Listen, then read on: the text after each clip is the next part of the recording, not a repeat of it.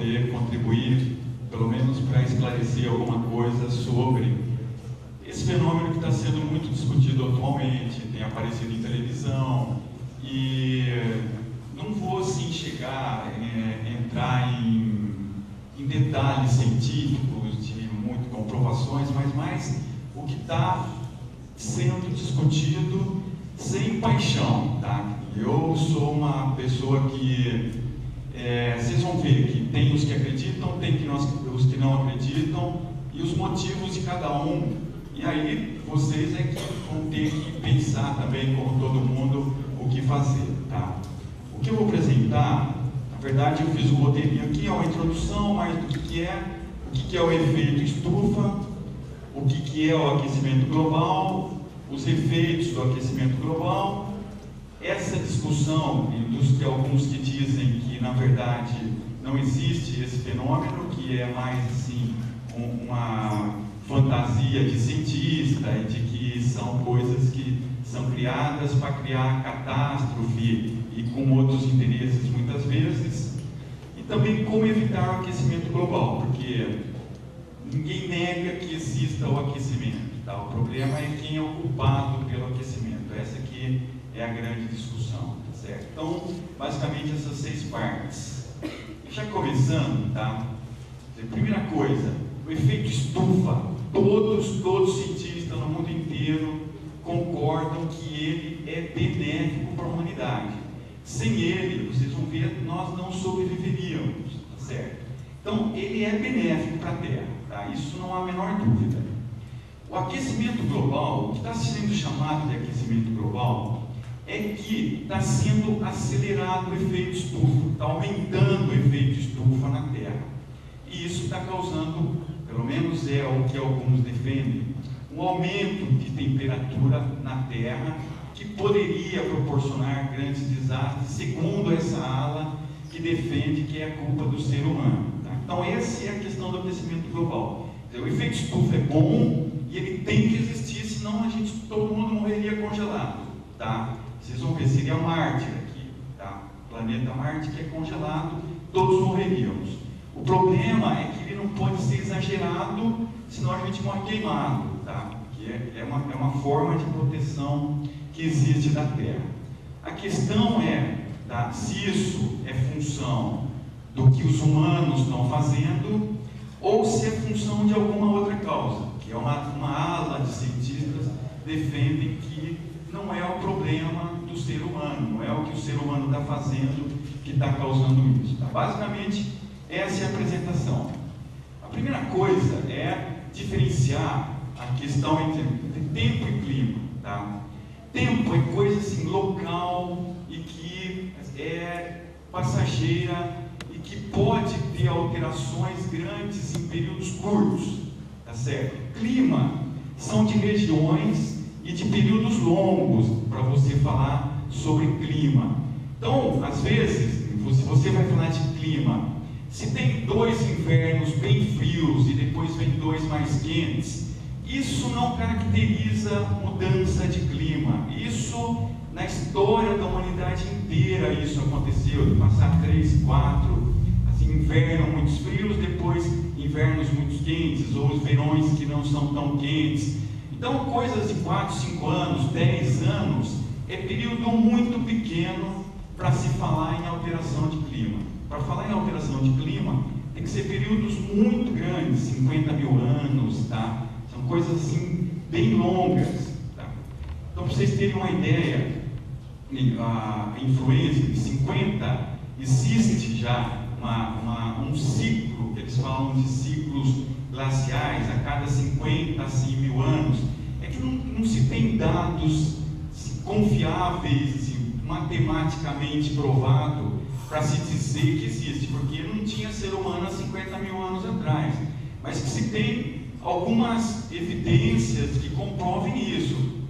Tem uns testes de carbono, que você consegue medir, estimar temperaturas e tudo mais, mas nada que você diga categoricamente, ou que você possa afirmar categoricamente.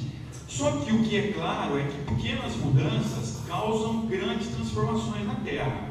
Então, uma alteração de 5 graus é uma era glacial. Tudo congelaria, se diminuísse a era glacial, a média das temperaturas era só 5 graus mais baixa do que é hoje. Então, não precisa uma alteração muito grande para causar grandes catástrofes. Essa aqui é a grande preocupação que existe com essas alterações que estão sendo medidas. Então, essa é a primeira coisa que tem que ter em mente, quando a gente fala em tempo, fala em clima. Então, tempo, essas coisas que vão mudando, que a gente vê mudar, nós vemos na nossa vida, durante o período da nossa vida. Agora, clima é muito difícil, a gente dificilmente vai ver mudança de clima, porque são períodos longos para você caracterizar a mudança de clima, tá? Então, aqui tem só um exemplo, é uma medida de temperatura dos Estados Unidos, desde 1900, era 1876, acho que é o início aqui. Então tem todas as mudanças. Como vocês podem ver, existem temperaturas as mais variadas possíveis, tá? Só que existe uma tendência. Quem é da área de exatas aí ouviu falar de regressão ou de grau de correlação, essas coisas que os matemáticos, os estatísticos inventaram, que é uma curva de tendência. E aí eles montam aquela linhazinha verde que daria o que eles chamam da curva de tendência. Mas como vocês podem ver, ó, tem temperatura para cima, temperatura para baixo o tempo todo. Então você vê que se você pega pontos aqui, ó, é muito mais frio que durante todo o período. Em compensação, você pega pontos que tem temperaturas tão quentes como é hoje.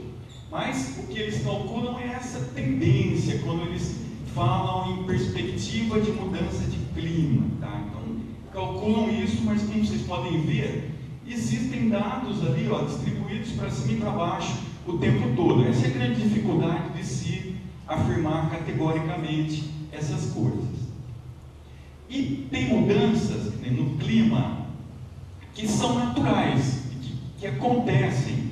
Então, o que pode acontecer? Por exemplo, tem um cientista russo agora, que saiu recentemente numa revista, que ele fala que a Terra, a cada 25, 30 mil anos, todos sabem que a Terra tem uma inclinação em relação ao Sol para girar. Então ele diz que essa inclinação tem uma variação de até 3% a cada 25 mil anos. E essa variação de 3% causa alterações na média de temperaturas entre 5 e 7 graus na Terra.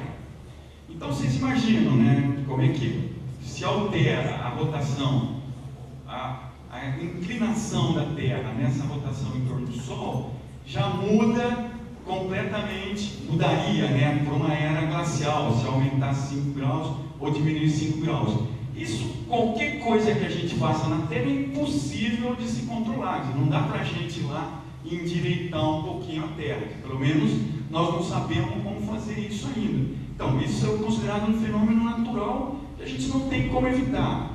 O que eles falam de ciclos de eras glaciais, existiam que a cada 50 ou entre 50 e 100 mil anos, existem esses ciclos que a Terra passa por essa glaciação, né, de gelo, entendeu? Então, também é um fenômeno natural, não tem coisa que a gente faça que poderia também alterar isso.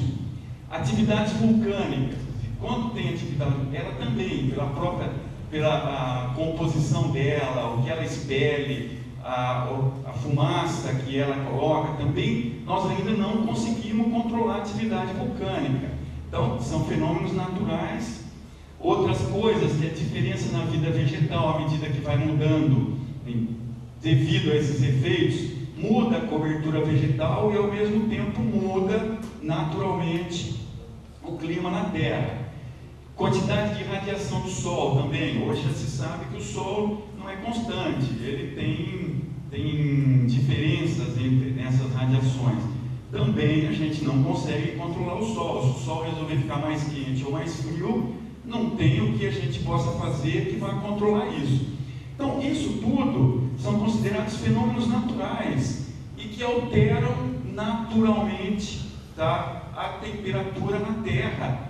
E aí causa um monte de outros efeitos essa alteração. Então essa é uma ala que defende muito isso, que que muito do que está acontecendo pode ser fenômeno natural.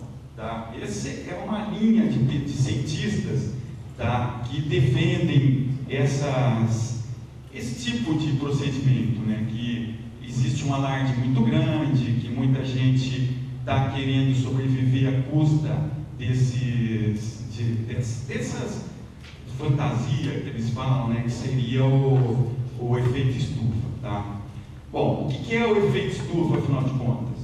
O efeito estufa é a composição que tem de gases na atmosfera da Terra, em que eles deixam passar o raio solar e não deixam, na hora que ele volta, ele segura o calor. Então existe aqui uma troposfera, vamos dizer, mais alta, vem os raios solares na atmosfera, são refletidos e uma parte dele passa, mas uma parte dessa radiação, desse calor, fica aqui segura por esses gases, que são chamados gases do efeito estufa. Se sumir esses gases, toda essa radiação vai embora e a Terra congela. É isso que aconteceria se não tivesse essa camada, que são esses chamados do gases de efeito estufa. Tem um outro desenho aqui. Então, vem o Sol, bate na Terra. Aqui está a atmosfera, que é esse círculozinho aqui, que é o que segura essa radiação. Essa atmosfera funciona como uma blusa da gente. Na hora que você põe a blusa, ela segura o calor, senão a gente ia morrer de frio. Só o frio vindo na gente, sem nada, a gente morreria de frio. Essa blusa, ela não esquenta, na verdade, ela segura o calor da gente mesmo. É isso que faz esses gases. Ele funciona como uma blusa, ele deixa passar a radiação solar e depois segura uma parte para manter a Terra quentinha, assim, para a gente poder viver. Senão, congelaria a Terra. A gente viraria a atmosfera de Marte. Existem vários estudos, muitos cientistas, principalmente americanos e na Europa, que estudam se criar atmosfera em Marte. É uma linha de pesquisa muito grande, de tentar criar, de primeiro colocar que eles falam fábricas de CO2. O CO2 é o principal gás do efeito estufa. Então, de você tentar criar atmosfera em Marte, que era fazendo isso, conseguindo colocar esses gases em Marte para tentar criar uma atmosfera, e aí automaticamente planta começaria a crescer, você criaria condições de vida. Então existem muitos estudos sobre isso, de como fazer, de como criar. Quem quiser ir pesquisar, tem vários artigos científicos mesmo sobre possibilidades de como fazer isso na atmosfera de Marte.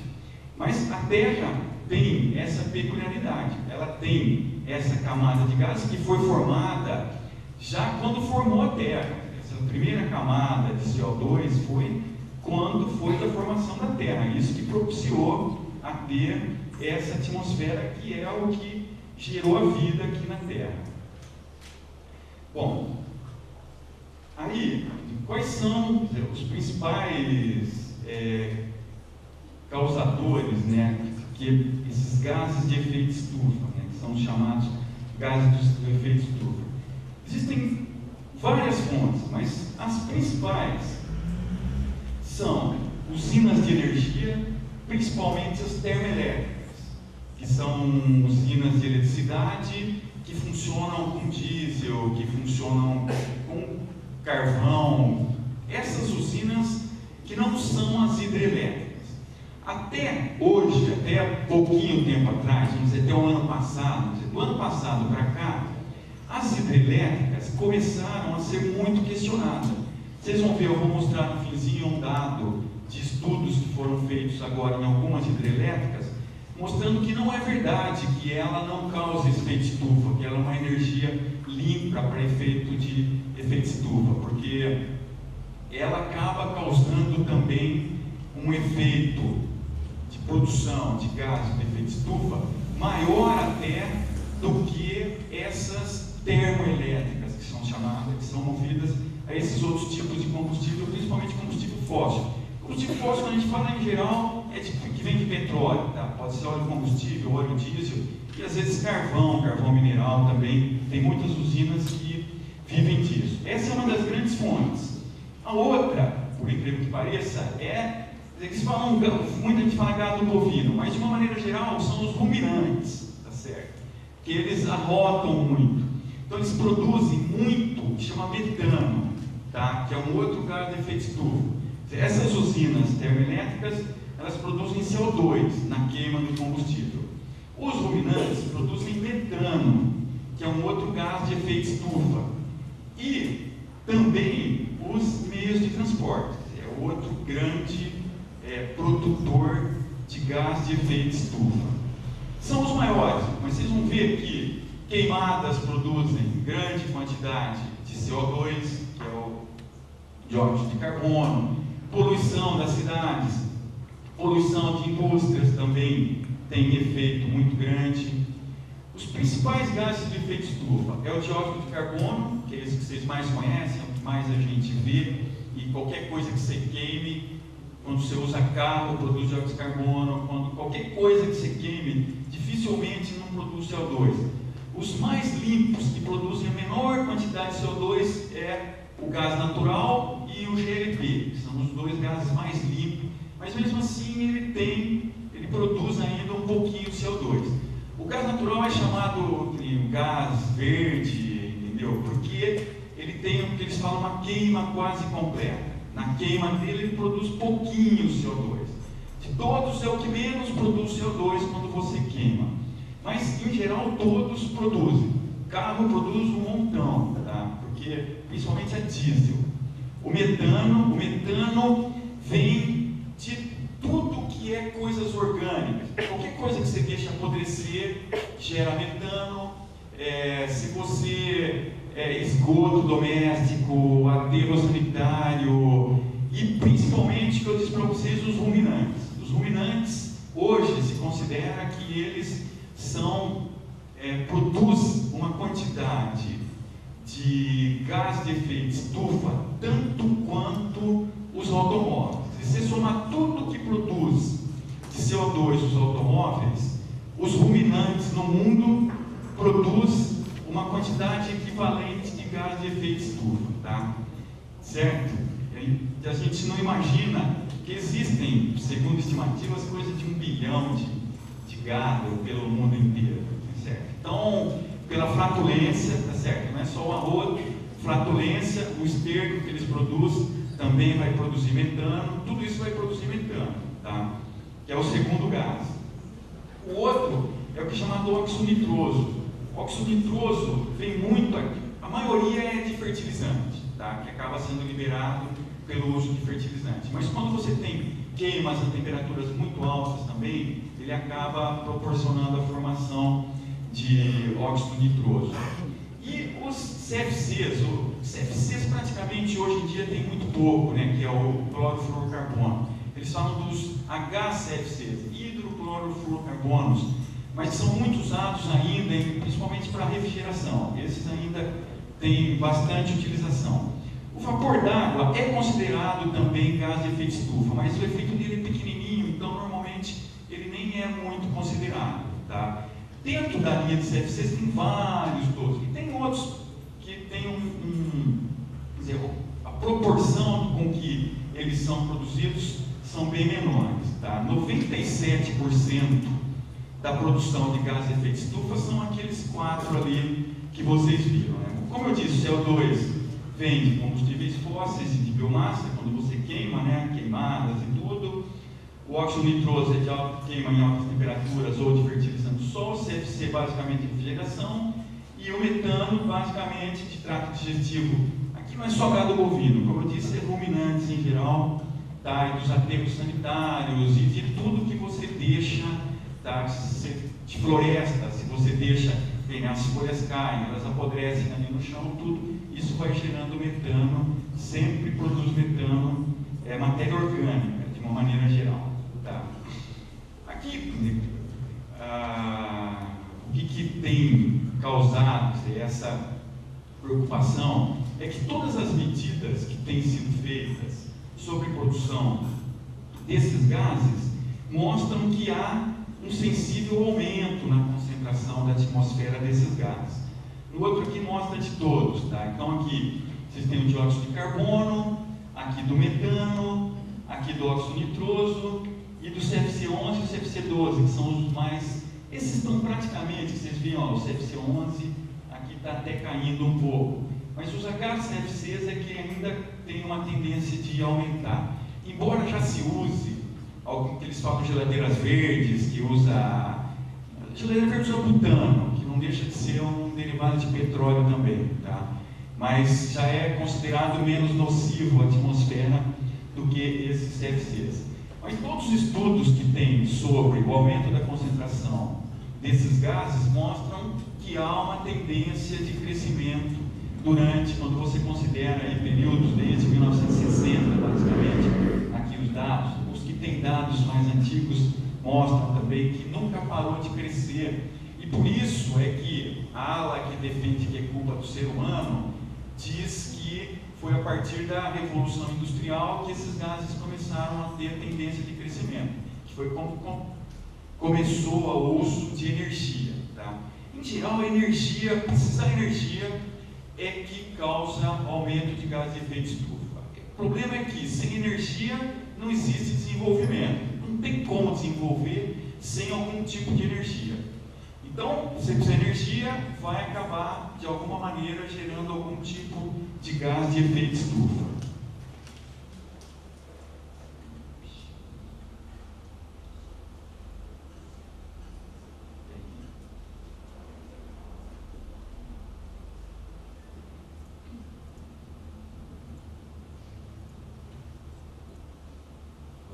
Bom, aqui só mostrando, né, de novo, aqui, que uma queimada, uma fábrica, os carros liberam o CO2, essa que é aqui uma parte desse, ele fica na atmosfera, ele segura o calor e não deixa o calor fugir, tá?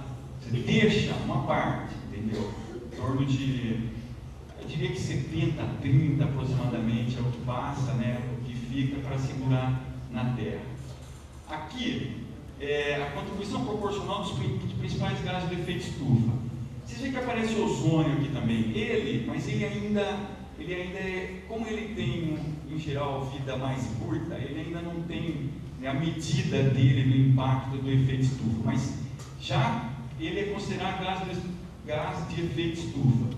A grande maioria, como vocês podem ver aqui, 56% é CO2, 16% metano, 5% é o óxido nitroso, 11% os CFCs. Aqui é 97% dos gases de efeito estufa. Tá? Então aqui são a proporção deles na atmosfera. Bom, isso é o efeito estufa. Então, ele é benéfico para a Terra. O que está preocupando mais é o aumento dessa concentração, que aí segura mais calor e vai aumentar mais, a tendência é que aumente mais a temperatura na Terra. O aquecimento global. O aquecimento global, até pouco tempo atrás, era pouquinho discutido. Só a partir da, mais ou menos, 1988, quando foi que se criou, né, a questão de se fala de desenvolvimento sustentável, o que é desenvolvimento sustentável, e a ONU criou um organismo que chama Painel Intergovernamental sobre Mudanças Climáticas, que é um órgão da ONU para estudar mudanças climáticas na Terra, vindas de poluição, desses gases, de efeito estufa e tudo. Então é um monte de cientista que a ONU que paga os estudos, tem um monte de tipos de estudos, tá? Eu falei para vocês dos ruminantes. Então, para vocês terem uma ideia, eles estão estudando como fazer para os ruminantes produzir menos metano. Então, na Inglaterra, estão testando em dar alho para o gado comer junto com alho. Então, eles já mostraram que diminui pela metade a produção de metano. Só que dá efeito no leite, isso aí, entendeu? Na produção do leite, porque a questão do gosto é um tipo de estudo. O outro é criar gado só em atmosfera, em ambientes confinados, de modo que você consiga captar todo esse metano produzido pelo gado, entendeu? Então, isso é o que a ONU financia um monte de tipos de estudos. Esse é o que eu estou citando entre os milhões de estudos que tem, tá? Os mais estranhos possíveis que tem, tá? Você põe um projeto lá, para quem trabalha com isso, você manda um projeto, tem que ter um currículo lá de cientista, ou um cientista já renomado com você e tudo, aí ela libera a verba para você fazer essas pesquisas, tá? Se você tem vontade de fazer alguma, nada impede que vocês também façam algum tipo de pesquisa para estudar alguma coisa sobre isso, tá certo? Bom, esse painel, esses cientistas, né, na reunião que teve, né, começou basicamente de um grande avanço, o primeiro grande impacto que teve foi o chamado Rio 92, que foi um desses encontros, tá? E esse foi um dos, na verdade, o primeiro, né? Embora tenha tido na Suécia, em Estocolmo e tal, esse foi o primeiro de impacto que apresentaram dados assim já mais contundentes mesmo desses efeitos do aquecimento na Terra. E eles estimam que a temperatura na Terra no século passado subiu entre 0,4 e 0,8 graus Celsius. A temperatura média da superfície da Terra subiu. E aí mostra um monte de efeitos, né, que depois eu vou mostrar aqui para vocês. O que é esse painel? Então esse painel, como eu disse para vocês, foi criado em 1988, né? E o objetivo dele é informações, estudos científicos sobre possíveis soluções das mudanças climáticas, são conjuntos de dados desses efeitos. Tá? É dividido em duas instâncias.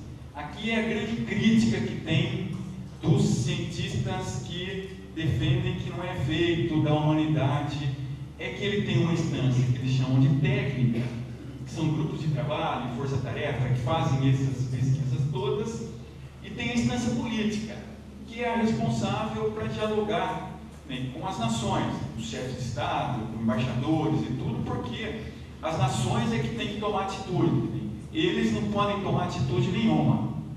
E aí vem as grandes críticas, tá? Que, como é uma instância política, ela está sensível a pressões. E aí, o jornal, tem um jornal de britânico, o The Guardian, que é um jornal relativamente respeitado, tá? Soltou, né, afirmou que um instituto aqui ligado à ExxonMobil, tá, teria oferecido uma quantia de $10 mil a cientistas americanos e britânicos para eles contestarem os modelos climáticos adotados pelo IPCC, tá certo? Por esse painel de mudanças climáticas, tá? Se é verdade ou não, eu não sei, isso foi o jornal que colocou, tá? Mas que existe um monte de cientista dentro do próprio painel que questiona esses estudos, existe. Então, tem inclusive uma reportagem da BBC de Londres, em que foi ao ar na BBC e tudo, só com esses cientistas do próprio painel do IPCC, questionando todos esses dados, dando a versão deles, porque cada um dos dados que eram apresentados nos estudos, eles contestavam com outros estudos, mostrando que possivelmente o cara esqueceu de alguma coisa, que poderia ter feito de alguma outra coisa que ele não reparou. Então existe, não é a unanimidade dentro do painel a opinião, é a grande maioria, tá? Então, mesmo dentro desse painel não existe essa unanimidade, mas é o organismo que hoje em dia comanda, vamos dizer, todos esses estudos. Depois da reunião do Rio, a que veio foi a de Kyoto, né, que até aí conseguiram, porque no Rio não conseguiu acordo nenhum, já em Kyoto já conseguiram um acordo entre as nações de diminuir a poluição e tal. No final vocês vão ver aqui o que é que se comprometeram, tá, as nações. Quais os efeitos então do aquecimento global? Basicamente, os efeitos são as inundações de ilhas baixas pelo aumento do nível do mar, maior frequência, né, de tempestades, acho que a gente está vendo, tem lá o Catarina lá dos Estados Unidos, o tsunami lá do coisa, que embora tenha sido o problema da placa, mas eles falam que é o problema de aumento de nível do mar, tá? Derretimento de geleiras e calotas polares, tudo isso dá para provar, né? E se você pegar o aumento das temperaturas de 1860 até 2000, se a gente olhar aqui, você vê que aparentemente está subindo a temperatura média, tá certo? Se você pegar nesse período, né? Então são 140 anos aproximadamente, e que é justamente quando começou a grande Revolução Industrial, praticamente bem no começo da Revolução Industrial.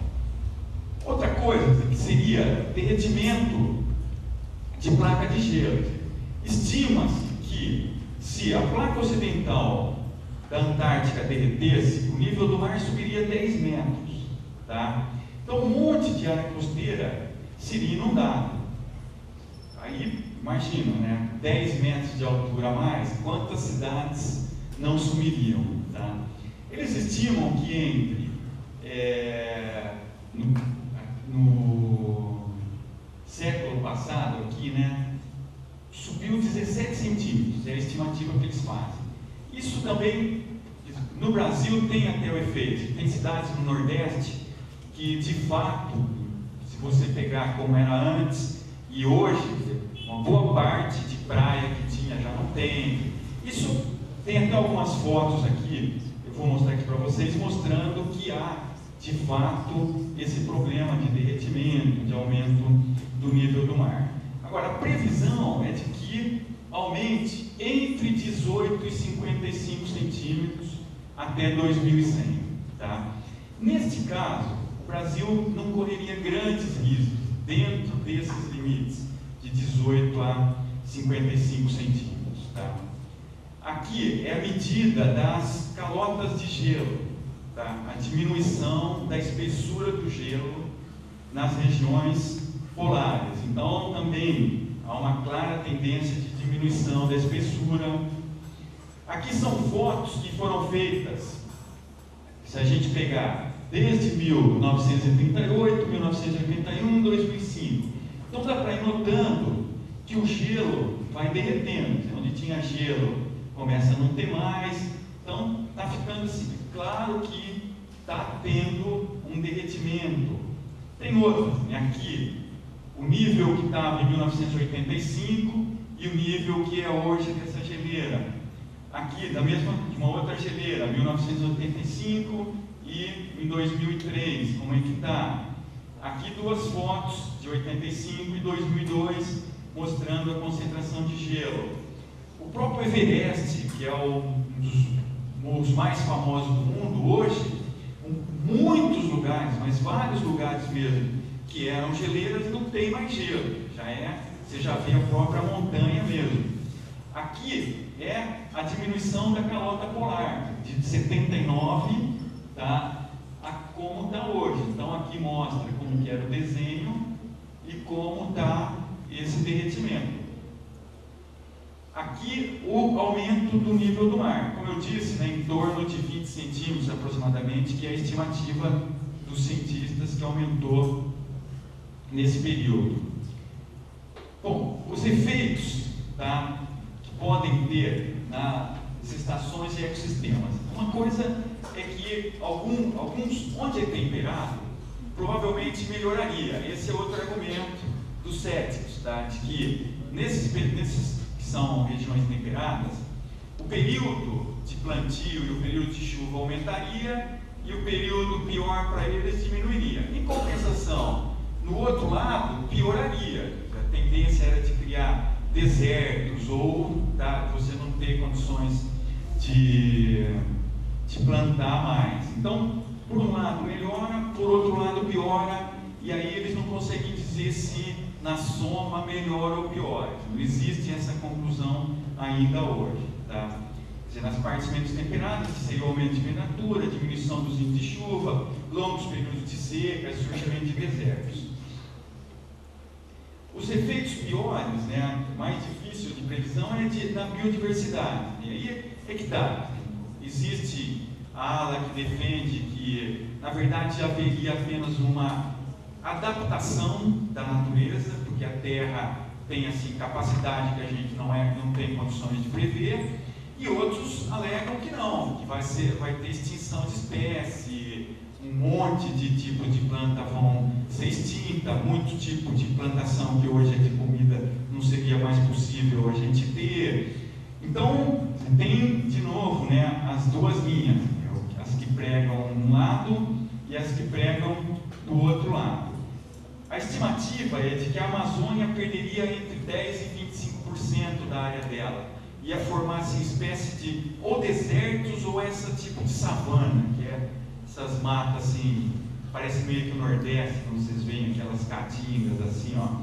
Então, entre 10 e 25% da Amazônia poderia se transformar nesse tipo de vegetação. Uma outra grande preocupação é o que eles chamam de permafrost. É uma camada que é coberta pelo gelo hoje, tá? Principalmente na Sibéria, que é uma região muito grande. E existe uma grande quantidade de metano, principalmente, e gás carbônico concentrado ali, porque ela cobriu um monte de matéria orgânica, concentrou. Então, na hora que derreter isso, a produção de metano e de gás carbônico, acredita-se que vai ser enorme, e aí haveria um pulo no aquecimento, tá? Pela grande quantidade que liberaria desses dois gases de efeito estufa. Mas também, ainda não se tem, você sabe que é uma área muito grande, que existe, que tem a concentração, mas daí também para afirmar que vai ter um pulo muito grande, que não vai, o que vai acontecer também, ninguém sabe exatamente, não se consegue provar, né, que isso aconteceria ou não, tá? Mas é uma das grandes preocupações.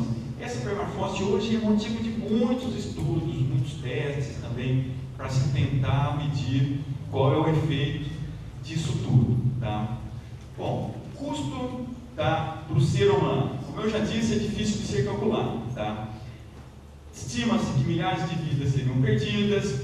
Os principais afetados seriam idosos, principalmente pela dificuldade de respiração, pelo aumento de temperatura, que em geral os idosos são os que mais sofrem com isso, e a população pobre, de países pobres, porque o alimento teoricamente encareceria.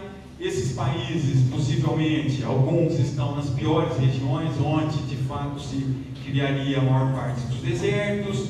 Então, estima-se que os idosos e os pobres é o que sofreriam mais com esse efeito do aquecimento global. Mas não existe também uma medida, né, para se dizer, né, qual seria o efeito. Então, seria tanto morte por fome, como morte por doença, principalmente idosos, e morte também, porque com o aumento das catástrofes, de enchentes e tudo, a propagação de doenças seria muito maior. E, de novo, justamente nos países mais pobres, que têm menos recursos, então, tanto a população tem menos recursos, o governo tem menos recursos, e é onde daria os maiores catástrofes. Então, a incidência de epidemia, tudo seria, assim, de impacto muito grande. Essa é a estimativa, né, de custo para o ser humano. Bom, e aí cenas, tá, que possivelmente se viria, o ursinho procurando, né, um gelinho para se refrescar, tá certo? Porque no urso hoje, ele é o símbolo da defesa do efeito estufa e contra o aquecimento global, tá? Todo quanto é lugar que vocês forem ver, aparece o ursinho lá, ou o ursinho boiando num gelinho porque não tem mais o gelo para ele, ou o ursinho num barquinho. Vocês vão ver que tem lugar que aparece o ursinho debaixo do guarda-chuva na praia, assim, para se proteger do sol, né? O ursinho é sempre o grande tema desse aquecimento global. Ele é o mascote do aquecimento global, que é uma das espécies ameaçadas do Polo Norte, porque começou a sumir comida. Então isso também já está acontecendo, tá? De ter problemas com ursos. Outras coisas é vocês verem lá a Estátua da Liberdade se protegendo. Então tem um monte de figuras, né? Depois na internet, quem procurar vai achar um monte. Eu pus só essas duas aí para vocês verem já, que são essas coisas. Aquela foto que vocês viram da Estátua da Liberdade foi o Greenpeace que subiu lá na Estátua da Liberdade e pôs aquilo lá como protesto do efeito estufa. O Greenpeace teve aqui também no Rio, não sei se vocês viram também subiram lá no Cristo e colocaram lá também uma placa lá no nosso Cristo Redentor e tal. Greenpeace é um dos grandes ativistas aí na defesa da Terra, né? Aí vem a questão da defesa dos céticos, certo? O que eles dizem? Que os dados não mostram uma tendência ascendente mensurável nas temperaturas, tá? Pois que os dados históricos sobre o clima a prazos longos suficientes não existem, não se tem esses dados de prazos muito longos para poder se afirmar isso.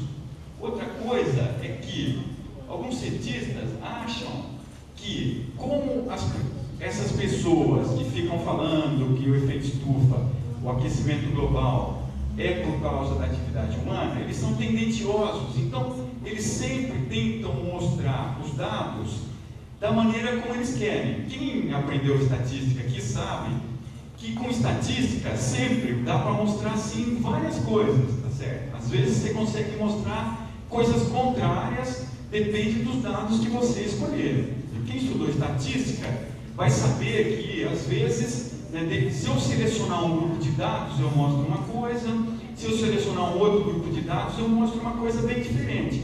Então quem é bom de estatística e tem bastante dados para mexer, ele consegue mostrar coisas que tudo bem, ele vai falar, ó, tá vendo? Aqueceu juntinho com o aumento dos gases de efeito estufa. Então ele consegue mostrar essa relação e pode esconder outros dados que também pode estar afetando. E nada garante que, por exemplo, pode ser uma coincidência, que está aquecendo, também crescendo, mas existem outros fatores.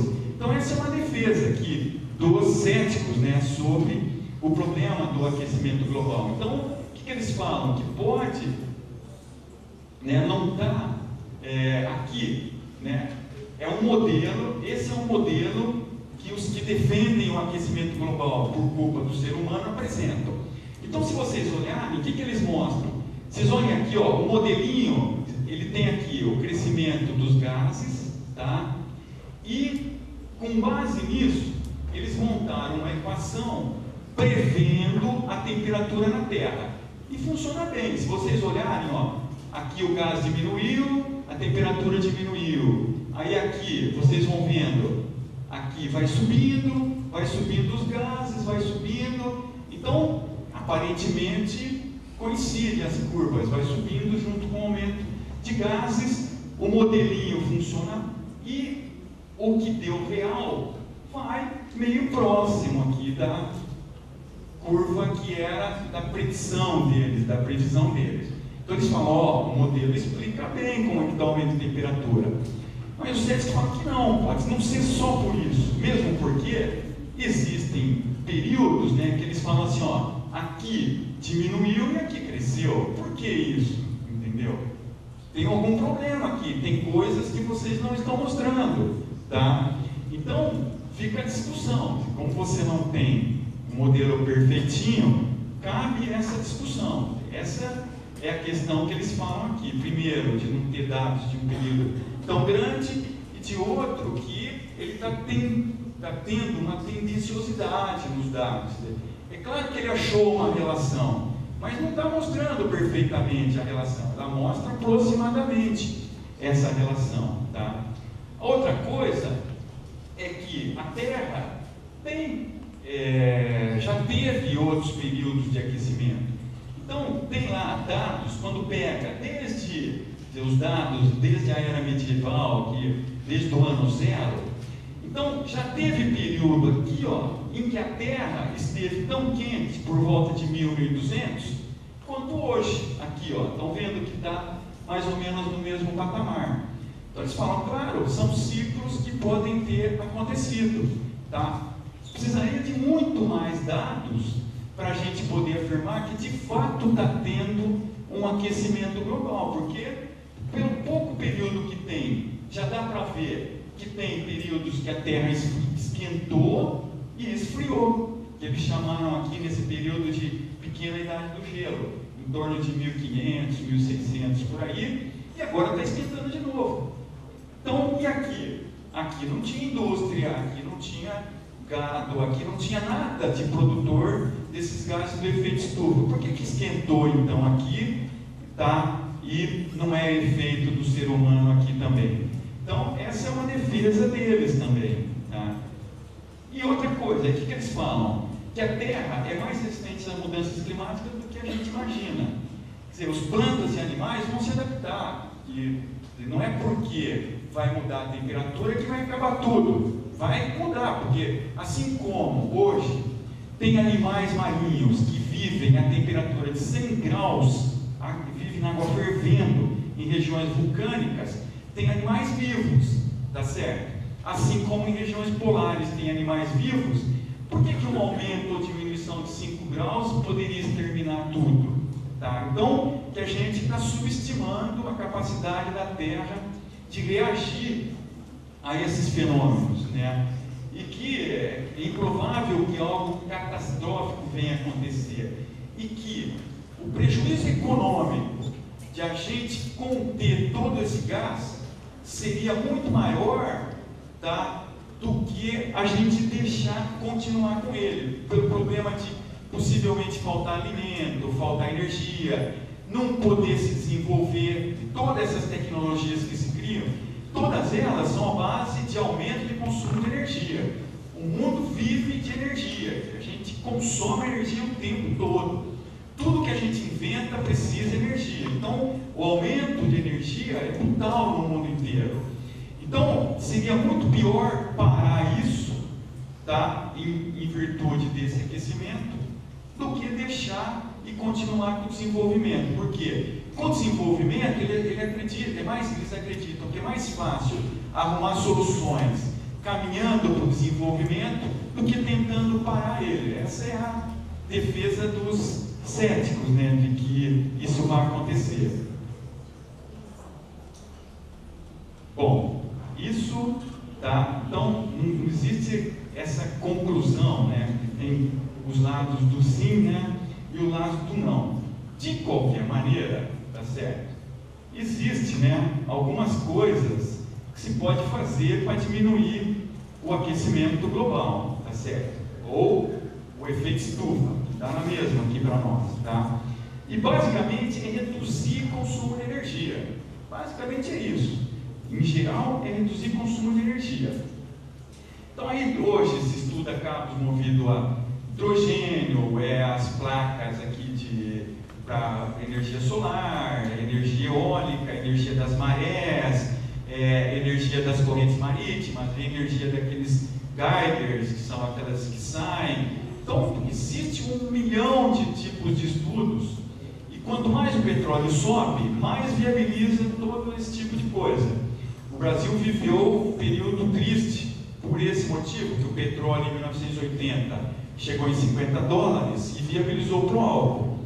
Um monte de nós aqui, um monte não, alguns só que eu vejo lá em cima, né, aqui vocês acho que não vivenciaram isso, acreditou no pró-álcool, então comprou um monte de carro álcool, aí o petróleo caiu de novo para $10, $12 e inviabilizou completamente o programa de álcool e ficou todo mundo com mico, tá? As usinas fecharam e o álcool foi para o espaço. Agora o petróleo subiu de novo, está quase $100, $90. O que você vê de usina de álcool sendo produzida é um negócio impressionante, no mundo inteiro, falando do biodiesel e dos biocombustíveis e tudo mais, mas porque o petróleo está lá em $90. Se o petróleo começar a cair, é fatal que um monte desses tipos de combustíveis também vão, e a tendência é ir para o espaço. O ser humano é ingrato, tá certo?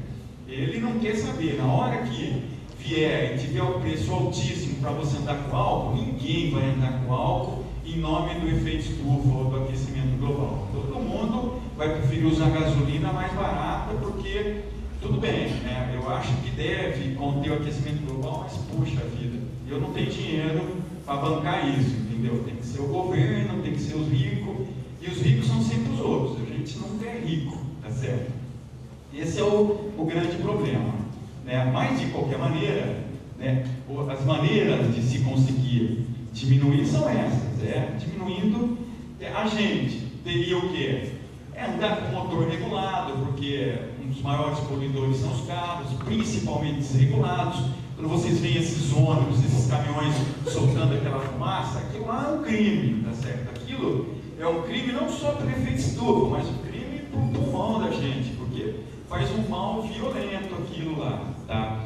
Então, essa é uma maneira de contribuir, que é uma maneira simples, e a gente até ganha dinheiro, porque até melhora o rendimento do carro, a produção, né, o consumo do carro melhora.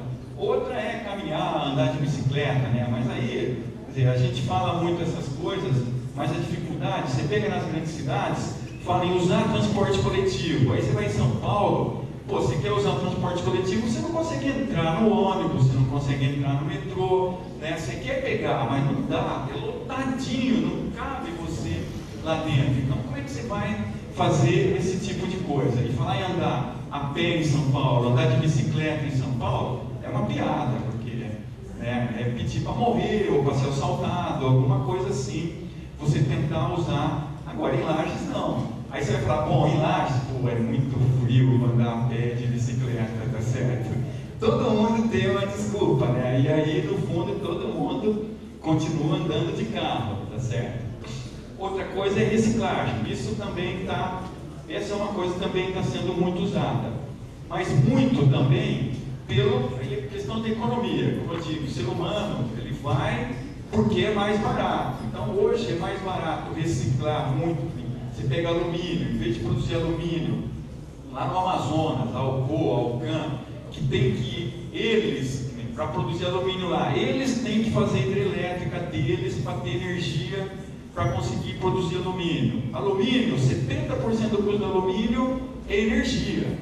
Então, para produzir lá o alumínio, ter que produzir energia e ter um custo alto, é mais fácil reciclar alumínio aqui. Então, você tem várias empresas, principalmente que você pega em São Paulo, no Paraná, que compram as latinhas aí, que todo mundo, você vê um monte de catador de latinha, porque é muito mais barato pegar essas latinhas, reciclar, do que você comprar ou produzir o alumínio mesmo. Então, isso é a grande justificativa da reciclagem, e muito menos para evitar o efeito estufa ou o aquecimento global. Mas, de qualquer maneira, está evitando, de qualquer jeito, está evitando, né? Plantar árvore, porque a árvore, né, absorve CO2. Ela também, quer dizer, ela não é só absorve, ela também produz mais, diz assim, o balanço é positivo, ela mais absorve do que produz, tá? Não queimar lixo, né, que isso vai lançar CO2 na atmosfera. Desenvolver fontes de energia não fóssil, aí eu falei energia solar, motor de hidrogênio, biodiesel, célula de combustível. Eu não coloquei aqui, que eu vou até mostrar para vocês, mas em todos os lugares vocês vão falar energia de hidrelétrica, tá? Porque energia de hidrelétrica agora está sendo bastante questionada, tá? Então vocês vão ver aqui, ó, é o estudo que eu falei para vocês, que apareceu em 2008 agora, tá? Na revista Ciência, não sei o que, alguma coisa assim, tá? Então foram estudos em 5 hidrelétricas medindo, tá, a produção de carbono por megawatt de energia. Então, se vocês repararem aqui, ó, tá? Então ele coloca aqui, o pretinho é o que eles falam acima da barragem e o branquinho abaixo da barragem. Por que produz muito? Quando você faz uma hidrelétrica, você cobre uma área muito grande de mata. Essa mata vai apodrecer, tá? E produzir o metano, produzir o CO2. Esse efeito dessa decomposição é que eles estão comparando com o que é produzido pelas termoelétricas. E aí comparam com a carvão mineral. Como vocês podem ver, em geral, né, carvão mineral é o que mais polui, tá? E a que menos polui, vocês podem olhar que é a gás natural. Então está mostrando que as hidrelétricas, com exceção dessa de despoluir, todas as outras, mesmo acima da barragem, sem contar a parte abaixo da barragem, produz mais gases do efeito estufa que qualquer uma das termoelétricas, tá? Então foi o primeiro grande questionamento que aparece das hidrelétricas. Até então, sempre a hidrelétrica aparecia como uma energia limpa. Então agora já estão aparecendo esse tipo de estudo das termoelétricas mostrando que pode não ser bem verdade isso, tá? Bom, e finalmente o que foi feito, né? O que chamamos do protocolo de Kyoto. Então ele foi criado, né? O protocolo, na verdade, foi um tratado, que foi uma reunião, como foi a Rio 92, só que lá saiu um acordo, né, de que para redução dos gases do efeito estufa. Que são esse acordo? Os países que eles falam do anexo 1, vou mostrar que são esses países do anexo 1, são os países desenvolvidos, os países subdesenvolvidos ou em desenvolvimento ficaram fora desse acordo, eles não têm compromisso de redução. O compromisso de redução são desses países que eles falam do anexo 1, o compromisso deles é reduzir em 5,2% o volume de emissão de gases estufa do que eles produziam em 1990. Ou seja, eles pegaram quanto produzia cada país em 1990 e o compromisso de cada país é em 2012 estar produzindo 5,2% a menos desses gases do efeito estufa. Esse foi o acordo do protocolo de Kyoto. Ele só entrou em vigor em 2004, tá? Por quê? Porque era necessário que pelo menos tivessem países com 55% do volume de emissões assinando esse acordo. E o último que assinou foi a Rússia. Quando a Rússia assinou, é que ele passou a valer. Os Estados Unidos, até hoje, não assinaram. Existiam a Austrália e os Estados Unidos não tinham assinado. O ano passado, a Austrália assinou o acordo. Tá? Hoje, só os Estados Unidos está fora desse acordo, só ele não assinou. Embora lá exista também as alas a favor e contra, então tem essa diminuição voluntária de várias empresas. Aí muito mais para, na minha opinião, aí depois o professor Beto pode até falar, para efeito de marketing, para falar que a empresa boazinha, responsabilidade social e tal, eles usam muito para propaganda, entendeu? Estão investindo em floresta, estão investindo, diminuindo não sei o que, estão investindo, mas mesmo, eu acho que a grande maioria das empresas que não são obrigadas, usam para campanha mercadológica, grande maioria. Nos países que assinaram, não, eles têm o compromisso de assinar. Esse compromisso, e no país, o país fez um rateio entre as empresas, entre todo o país, quem que devia diminuir. Tem empresa que tem que diminuir tanto. Então, eles fizeram uma espécie de um rateio para diminuir esse efeito, essa diminuição desses gases, para chegar em 2012 diminuindo os 5,2%. Aqui é os países que são o que eu falei do anexo 1, tá? Bom, aqui aparece o percentual que tinha, tanto quantidade como a porcentagem do mundo que eles produziam. Se vocês olharem aqui, ó, os Estados Unidos é 36% da produção.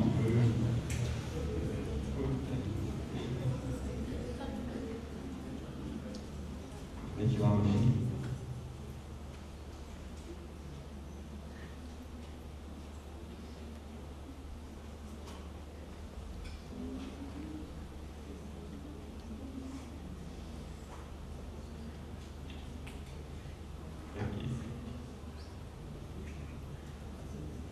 Então, os Estados Unidos, na verdade, os países mais desenvolvidos são os grandes poluidores, tá? Então, os Estados Unidos chama atenção, que é 36%. Aí, se vocês olharem, a Rússia, Federação Russa, 17%. Aí vem Japão e Alemanha, Japão 8,5%, Alemanha 7,4%. Depois, Reino Unido 4%, a Itália 3,1%. Você pode ver que o G7 aqui, ó, Canadá 3,3%, Austrália 2,1%, O G7 é assim, é o grande poluidor mesmo, tá? Agora, se vocês olharem, esses são os países que se comprometeram a reduzir os 5,2%. Essa era a produção em 1990. O compromisso deles é chegar. Hoje é bem maior já, tá certo? Hoje, 2007, a produção que eles têm é bem maior. Eles têm um compromisso de reduzir para 5,2% deste valor. Então, alguns países têm que reduzir mais que 5,2%, porque hoje eles já estão num patamar superior a esse aí, tá certo? Bom, e o protocolo de Kyoto, aí tem um monte de sugestão. Ele proporcionou o que vocês devem estar ouvindo falar bastante, que é a questão de crédito de carbono. Esses países que têm esse compromisso, você pega a Alemanha, tem lá um compromisso de reduzir os 5,2%. E aí, ele faz um rateio e tem uma determinada empresa lá que deveria diminuir um certo volume. Então, ela tem a opção de reduzir um percentual e um outro percentual ela pode comprar em crédito de carbono. Como que se compra crédito de carbono? Tem que ser um projeto de país subdesenvolvido. Você compra um projeto, por exemplo, aqui no Brasil. O que seria um projeto desse tipo? Se eles chegassem aqui e resolvessem, por exemplo, tem uma grande criação de suíno aqui no oeste do estado, em que produz uma quantidade de esterco enorme. Aquilo produz uma quantidade de metano muito grande. Então, se eles montarem um projeto de juntar todo esse esterco, não deixar ele produzir o metano, você criar um negócio que chama biodigestores, em que você põe tudo isso lá, aí tem o que chama uma fermentação anaeróbica e libera o metano. Esse metano dá para você usar como gás mesmo, porque o metano é o gás natural que a gente conhece. Só que o que a gente compra vem de poço de petróleo, de poço de gás natural, mas você pode produzir esse metano, tá? A partir de decomposição de matéria orgânica. Então, esse é um projeto. O que eles vão ganhar? Na hora que eu queimo esse gás, eu produzo CO2. Só que a diferença entre o que é deixar aquele metano ir para o ar e o carbono que vai ser produzido a partir da queima, porque a queima como eu disse para vocês, é um dos gases que tem a queima melhor, o efeito no aquecimento é muito menor. Isso dá um direito a um crédito de carbono, tá? Dependendo da quantidade que você está diminuindo de emissão, você tem direito a créditos. Então, se você tem bastante crédito. Aqui mesmo tem a Tractebel, vocês devem conhecer, que produz energia. O que ela faz? Ela pegou essa resto, no fundo, né, de madeira, em vez de deixar apodrecer aquilo lá, ela está queimando para produzir energia. Então, na hora que ela queima, ela produz CO2, mas o impacto na atmosfera é muito menor que se deixasse tudo aquilo lá apodrecendo. Então, ela se beneficia de crédito de carbono. Eles ganham uma nota ali de crédito de carbono. Se não me engano, eles já faturaram, se não me engano, uns 300 mil dólares aproximadamente. Não tenho certeza do dado, tá? Só de crédito de carbono, entendeu? Tá? Porque o negócio dela não é o crédito de carbono.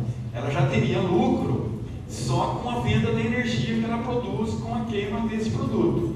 Mas ela, além da venda de energia, ela ganha ainda o crédito de carbono. Existe todo um processo, tem que certificar, tem que ter um organismo que vem aí olhar, eles fazem medições de emissão antes, medição de emissão depois e tudo mais. Mas existe esse mercado hoje.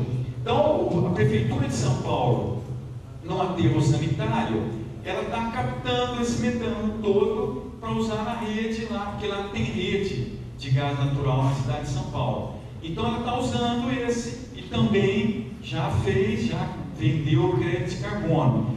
Então, para os países, para essas empresas que estão nesses países, que é essa redução compulsória dos 5,2%, eles têm essa opção. Então, criou esse mercado de crédito de carbono. Então, tudo que você fizer, se vocês tiverem projetos que vocês conseguem pensar, maneiras de reduzir a emissão, não quer dizer que não vai emitir nada. O O que vale é a diferença entre o que emitia antes e o que emite depois do projeto que você fizer. Essa diferença te dá direito a um crédito de carbono, que você vende, tá certo? É isso que é o mercado de crédito de carbono, que foi criado pelo protocolo de Kyoto, tá? Ele possibilitou isso, porque de qualquer maneira é o que eles chamavam de incentivo à redução de emissão de gases de efeito estufa.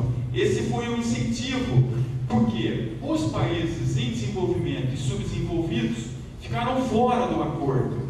E essa é uma grande crítica do acordo, que esses céticos que eu falo para vocês, falam, pô, se vocês proíbem um, mas não proíbem o outro, o que garante que os países subdesenvolvidos não vão aumentar de forma assim catastrófica, né, a produção disso? O mecanismo que eles arrumaram foi esse de crédito de carbono, para incentivar que esses países não criem esses projetos só de emissão de poluentes. Se criaram os créditos de carbono para incentivar você a reduzir esses créditos de carbono, tá?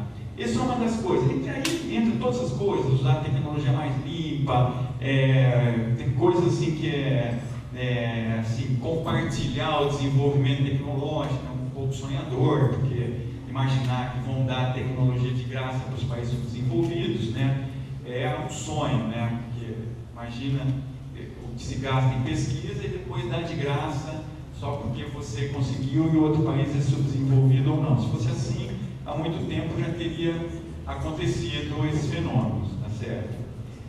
E existe, né, quando eu falei do mecanismo do crédito de carbono, o impacto de cada um dos gases é diferente. Então, quando eu falei do metano, você reduzir a emissão de carbono, o carbono tem peso 1. Para cada metano que você reduz, ou para cada quilo de metano que você reduz, equivale a 21 a 23 vezes o gás carbônico, o dióxido de carbono. Se você reduz o óxido nitroso que eu falei para vocês, é quase 300 vezes mais, tem um efeito quase no cálculo do crédito que você teria. Quer dizer, se tiver 1 kg de carbono, é 1 kg de metano, é 21 vezes mais de crédito. 1 kg de óxido nitroso é 300 vezes mais de crédito, tá certo? Porque eles têm impacto muito maior no aumento da temperatura da Terra. Você tem os créditos maiores em função do tipo de gás que você está reduzindo. E, finalmente, bom, era isso, tá certo? Como vocês viram, não existe. Uma coisa é bem clara, todos concordam, tá, que existe um aquecimento, que nos últimos 100 anos a temperatura aumentou, isso ninguém questiona, todos os cientistas concordam. A divisão é o seguinte, que uma parte defende que é culpa do ser humano, e aí o ser humano tem que tomar uma atitude, e outra parte defende que não é culpa do ser humano, que é em virtude de outros fenômenos, que esse pessoal que está apaixonado pela ideia de que é culpa do ser humano, está tendencionando os dados, tá? E está esquecendo de descobrir qual o efeito real. Aí cada um agora tem que pensar, né, e trabalhar mais com a razão do que com a emoção. Obrigado aí, acho que demorou um pouquinho mais do que eu tinha prometido, mas tudo bem, agradeço a todos.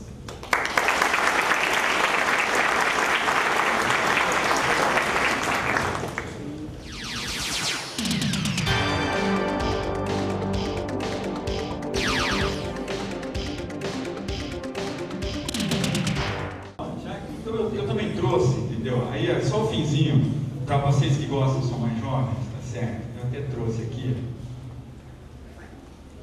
Como é depois de marketing, marqueteiro não perde tempo. Como eu disse para vocês, sempre eles já vão arrumando alguma coisa. Então eu peguei, já existem, tem mais, mas eu peguei 2 propagandas que já usam, tá, o fenômeno do aquecimento global para fazer as propagandas deles. A primeira é da diesel, acho que todo mundo conhece, de roupa e tudo. Reparem, ó, não fica reparando nos menininhos, nas menininhas bonitinhas que aparecem. Olha um pouco os fundos que aparecem, tá? No começo ele vai falar o que é aquecimento global e tal, depois começa a aparecer as figuras, aí olha os fundos das figuras para vocês verem, tá? E aí depois o outro eu passo lá, vai lá.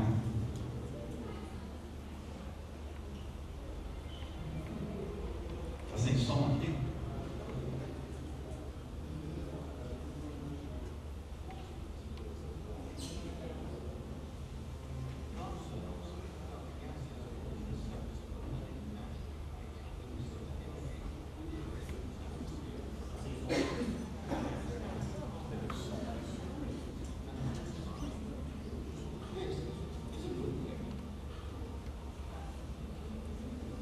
By burning fossil fuels such as coal, gas, oil, and flaring forest, we will dramatically increase the amount of carbon dioxide in the atmosphere. Temperatures are no longer in equilibrium and are rising dramatically. This is a bad thing. Glaciers are melting, plants are being forced from their natural. Storms and droughts are increasing in frequency.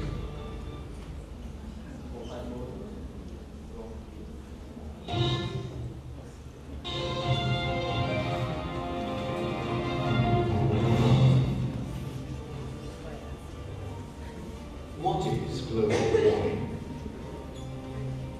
Carbon dioxide and other gases warm the surface of the planet naturally by trapping solar energy within the Earth's atmosphere. Without this natural phenomenon, we would freeze and not survive. This is a good thing. By burning fossil fuels such as coal, gas and oil, and clearing forests, we have dramatically increased the amount of carbon dioxide in the atmosphere, and the temperatures are no longer in equilibrium, but are rising dramatically. This is a bad thing. Glaciers are melting, plants are being forced from their natural habitat, devastating storms and droughts are increasing in frequency. If the warming continues, we can expect serious consequences.